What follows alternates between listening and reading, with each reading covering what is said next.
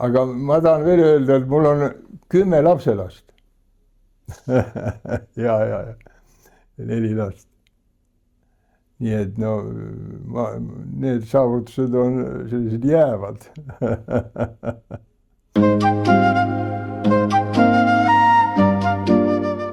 Kui võrrelda tänasega, siis no natuke hallim oli muidugi, aga küllalt optimistlik oli. 59, noh, see on juba räägitud, Hruštšov oli vist ikkagi veel ja 59 ma astusin TPI-sse ja no ei, me nii väga sellest ühiskonnast ei hoolinud, eks ole, me olime rohkem tudengid ja ülikooli kesksed. Nii et ega ma ei oskagi ütelda nii väga seda meeleolu, kuidas see rahva seas oli. Käis 59 aprillis käis üks Tehnikaülikooli õppejõud meil Võru keskkoolis rääkimas, Tehnikaülikoolist. Ja kirjeldas neid erialasid ja sisseastumise võimalusi ja siis mul oli nagu 2 eriala valitud. Üks oli ehitus ja teine oli siis insenerökonoomika, masinaehituse ökonoomika ja organiseerimine. Aga kuna mul see natuke see joonestamine ei olnud ikka kõige tugevam, siis ma ei läinud ehitusse. Ja kuigi me poisikesena päris palju ehitasime. Ja siis ma tulin Tehnikaülikooli majandusse. Aga siis oli veel mehaanikateaduskond. Nii et ei olnudki majandusteaduskonda. Ega Tehnikaülikooli ei mahtunud sinna Koplisse ära. Meil oli üksjagu loenguid tänase valitsuse hoones Toompeal. Ja muide ma esimesed 2-3 kuud elasin ka valitsuse hoones, oli ühiselamusel, teisel korrusel, läbikäidav tuba ja nii edasi. Eks ole, siis sai Koskla ühiselamu valmis ja meid toodi ära Kosklasse. Kosklat teate, noh, sõidame mööda. Ja Kosklast läksin siis juba vist 3. kursusel või midagi niimoodi Toompuiesteele. Siis oli ta Gagarini puiestee. Nii et no mul on natuke selle valitsuse hõngu juba seal noorena juures. Ma mäletan, ega sinna meil Toompeale oli ikka palju loenguid ja see Kohtu tänav, kus praegu on Soome saatkond, seal olid ju põhilised loengud meil hiljem. Nii et ega sinna üles ronida nii kerge ei olnud, eks ole. Eriti kui eelmine päev oli raske. Nii et see oli üks. Nüüd teine, ma mäletan, kui me Kosklast käisime, siis ju mingit otse saamist ei olnud, seda Sõpruse puiesteed ei olnud üldse. Me läksime jala Lilleküla jaama, sõitsime üks peatus Balti jaama ja sealt siis kas läksime Koplisse või siis Toompeale üles, eks ole. Nii et no see oli meil nagu reegel. Aga ma tahan öelda, et meie esimesed 1,5 aastat, see oli Hruštšovi jällegi katsetus, käisime ju tööl ja olime õhtused tudengid. 4 korda nädalas käisime koolis või õhtuti ja 6 korda nädalas käisime tööl. Siis oli 6-päevane tööpäev või töönädal. Ja ma töötasin Voltas ja sain raha ja no kui ikkagi tudengidel palju raha on, siis juhtub nii mõndagi. Nii et me olime päris lõbusad sellid. Kristiine keskust ei olnud või õieti seda ringi ei olnud. Seal olid mullahunnikud ja seal praeguse Endla tänava nurga peal, kus see Ukraina kohvik on, seal oli üks kiosk, kus müüdi veini. Ja ma mäletan, et palgapäeval me läksime teise toanaabriga, ostsime kasti veini sealt ja tulime siis sealt mägede vahelt ja panime kasti maha ja kutsusime kõik intrikaaslased sõbrad ka napsu võtma. No näiteks, nii et meil oli komandant, oli proua Tael, ta oli väga kõva sõnaga, aga ta oli ka selline liberaalne või ega ta hoidis oma poisse. Üks telefon oli 4 maja peale. Selle 4 maja peale 4 maja oli ja see üks telefon oli ja me käisime telefoni valves veel. No umbes nii oli see elu. Kui nüüd meenutada, siis kergelt Eesti-aegset hõngu oli ikka veel, ütleme 60-ndate algul Tehnikaülikoolis. No oli vanu soliidseid härrasmehi lõpetamas oma karjääri ja siin selliseid kuulsaid professorid. Aarna sai siis alles rektoriks kuskilgi, mina vist astusin Schmidti ajal isegi ülikooli. Ja me muide õppisime 5,5 aastat tänu sellele, et me olime seal 1,5 aastat õhtuses. Nii et päris pikk oli see tudengi palju. No vaat ma stažeerisin ka, kui ma kandidaadi ära tegin, siis ma stažeerisin Soomes 10 kuud. Kaupakorkeakoulus ja Turu kaupakorkeakoulus ja siis ma tundsin natuke selle lääne süsteemi ka ja muidugi Vene süsteemi ka, kuna ma olin praktikas olnud mitmes ametis. No üks versioon on küll, et Savisaar kutsus Tergi valitsusse majandusministriks ja Terk hakkas kokutama ja ütles, et võta Leiman. Ja tulidki üks õhtu sinna minule koju ja nii kaua nad agiteerisid, kui ma ütlesin jaa, sõna öö läbi kurat ei saanud magada.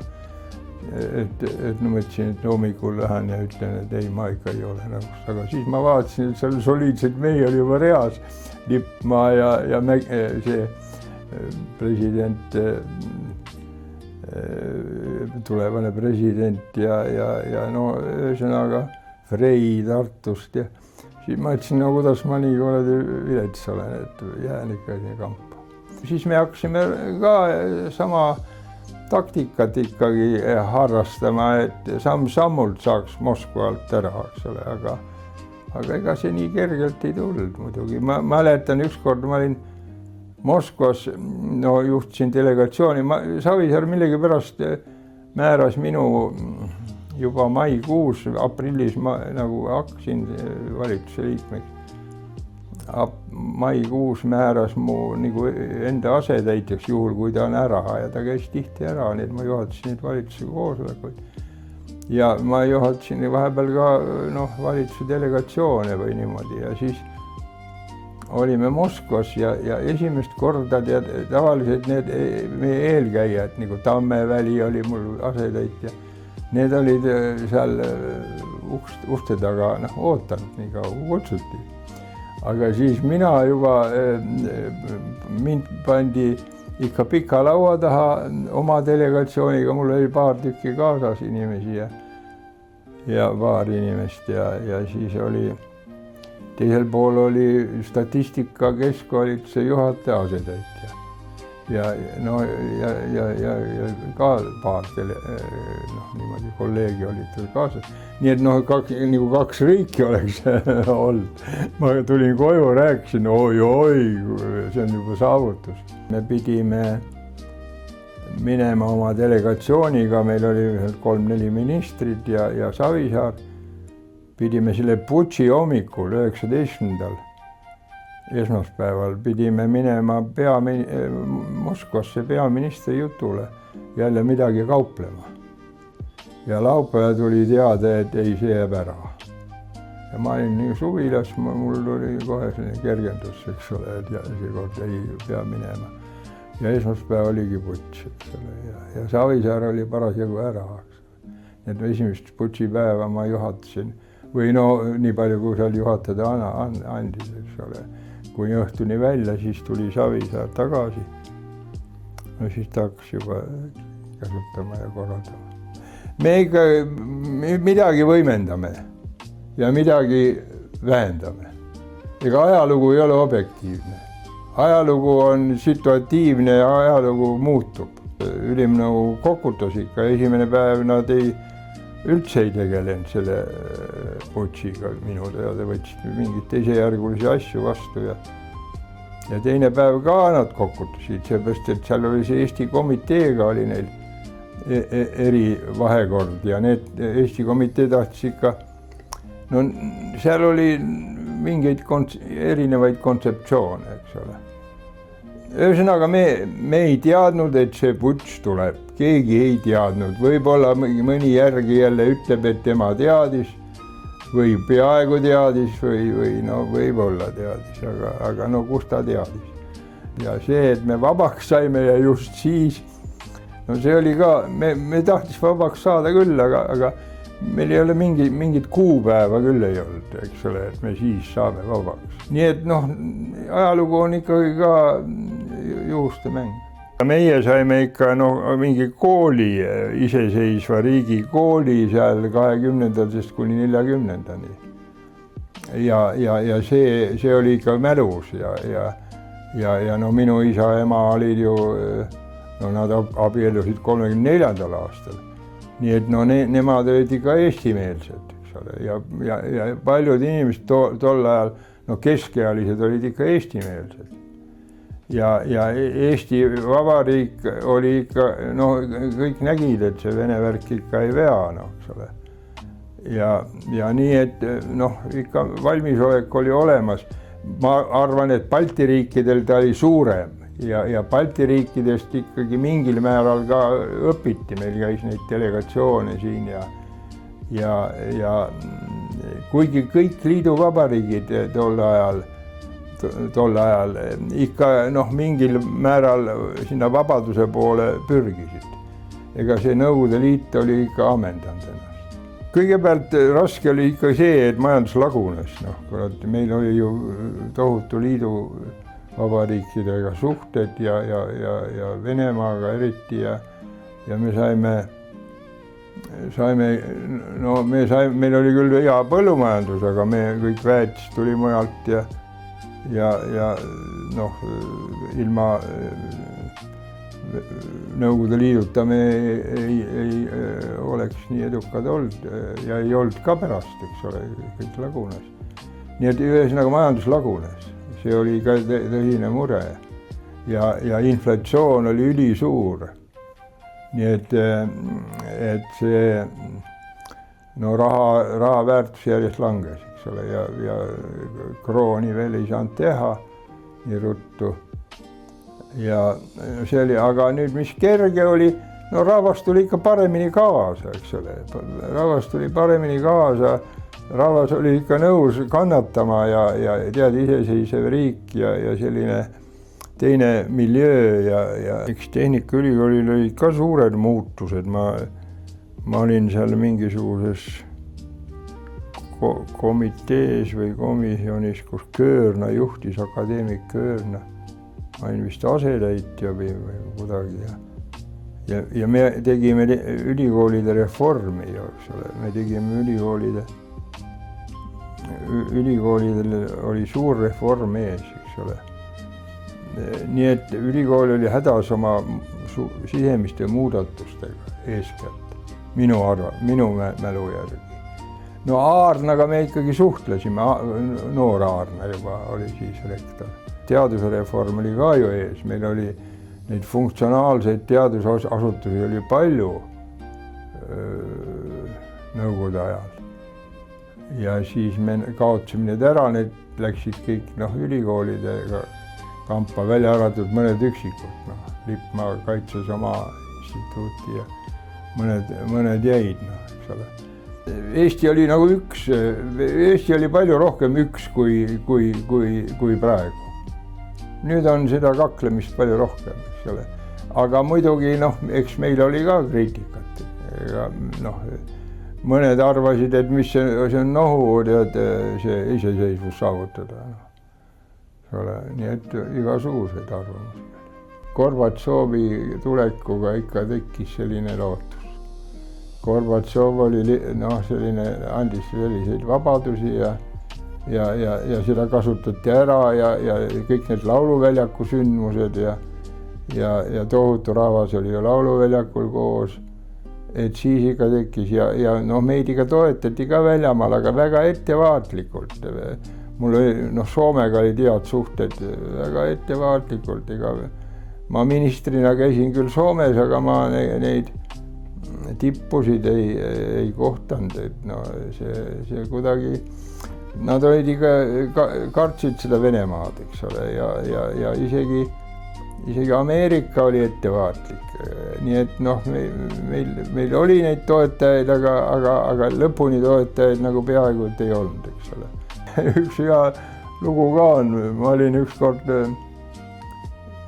vist oli 91 juba, suvel olin Võrumaal ja olin sõbral külas, laupäev pühapäev oli, ministrina küll, eks ole, olin külas ja kurat, sealt mööda läksid tankid, tead. Vene tankid. Ja Savisaar oli jälle väljamaal ja siis põhjus oli selles, et seal kuskil Pärnu kandis olid Saksa sõjaväemehed ja ma ei tea veel, ühesõnaga eestimeelsed mehed olid teinud ühte pidu, kurat, eks ole, või mingi kokkutulek.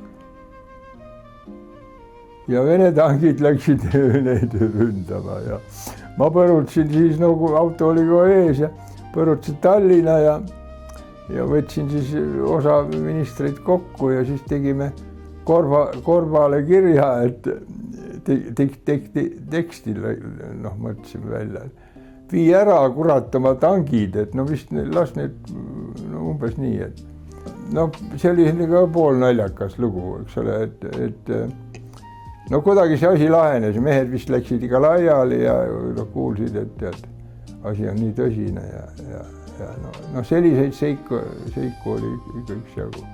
Ma olin viimane aasta viimaseid kuid olin veel Siimanni valitsuse minister ja tipis oli jällegi järjekordne konkurss professori kohale. Ja ma kandideerisin ja mind valiti. Ei, see oli juba aasta või üks 3 aastat enne lõpetamist ja siis ja mind valiti professoriks. Ja siis ma mäletan, küsiti Boris Tamme käest, kes oli ka tükk aega rektor, et kas on nii võimalik ikkagi, et oled minister ja professor korraga. Tamm ka natuke kogutas, ütles, et on võimalik, et nii on võimalik. Nii et kui ma lõpetasin, siis ma tulin kohe professori kohale. Aga siis mul oli juba üle 3 aasta või 3 aastat oli staaži, professori staaži. Tehnikaülikoolis on palju erialasid ja palju erialaspetsialiste. Aga teatud erialad on sellised, kus ikka on vaja tunda ka valitsevat praktikat. Ja ma tahaks ütelda, et osa professoreid peaks ikkagi roteeruma. Mina olen pool aega olnud siin tipiga seotud ja pool aega olen kuskil mujal töötanud. Et see ei tule kahjuks. Ega igal pool seda teadust nii palju ei ole, kui me ette kujutame või neid artikleid vormime, eks ole. See on jälle omaette mäng ja omaette maailm. Muidugi see ei ole absoluutne, see teatud mis see kõrgema matemaatika professor ikka nii väga, kus ta seda praktikat nii väga saab, eks ole. Aga majanduses ja siin eriti see, mis see siin pool sotsioloogid on siin, peaks ikka kogu aeg siia Mustamäele käia ja tagasi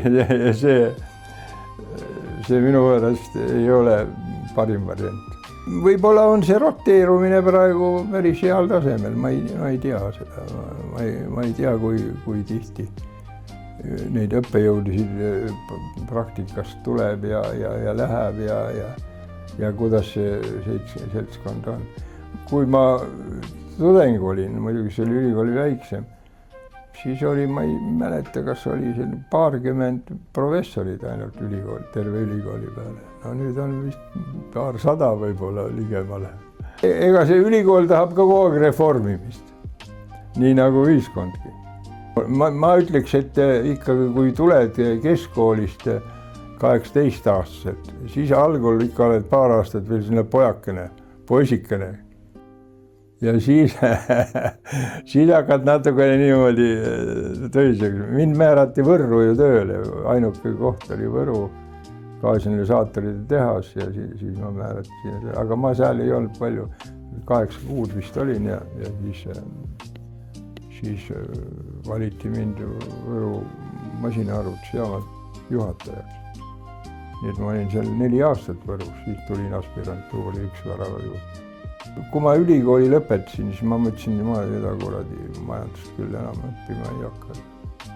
Mul ikka see päris ei istunud, eks ole. Või ega need õppejõud ka kõik ju ei olnud, nagu alati. Aga siis ma hakkasin juhatajaks ja neid juhtimisprobleeme oli ju igal pool ja kogu aeg. Ja siis ma hakkasin 1 väravat lugema. 1 väravat me ikka juba ülikooli ajal ka. Kui Ameerikast tuli, siis ta mõne loengu pidas meile ka, eks ole. Me parasjagu olime seal lõpupool. Ja siis ma ükskord olin Tallinnas ja Raekoja platsil 1 värav läks hoiukassasse ja ma võtsin nööbist kinni, ta ütles, et kuule, ma tahan tulla sinu juurde õppima. Ta ütles, et milles asi, et tavai, eks ole. Kuigi ma ei olnud mingi esimene, teine, ma olin võib-olla 5., 6. seal oma rühma, oma tarkusega. Ma väga igat asja ei õpinud. Pärast 1 värav oli ju parlamendis, kui ma olin minister ja lõpuni me saime hästi läbi. Me käime nüüd haual ka, 1 värav haual koos tema naisega. Aga ma tahan veel öelda, et mul on 10 lapselast. ja 4 last. Nii et need saavutused on sellised jäävad.